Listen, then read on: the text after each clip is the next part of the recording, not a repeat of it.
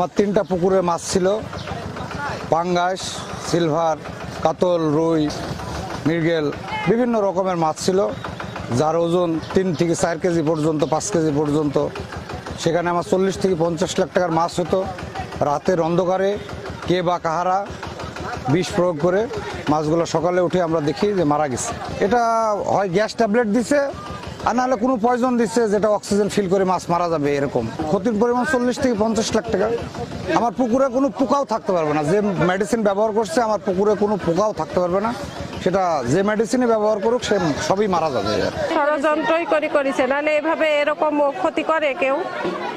একটা পুকুরের মাছও জীবিত নাই, প্রত্যেকটা মাছ। আর দেখতে তো পাচ্ছেন পরিবেশ কি, অনেক মানুষ, আর তাদের অবস্থা তো ভালো না। আজকে যে ঘটনাটা ঘটছে, আমরা দীর্ঘদিন যাবতে মাছ চাষের সাথে জড়িত, আমরা জানি সমস্যা বা মাছের কোনো সমস্যা এভাবে মাছ মরে না। এখানে নিশ্চিত যে কেউ শত্রুতাকারী তার বিরুদ্ধে এই কাজটা করেছে, তাকে মানে অর্থনৈতিকভাবে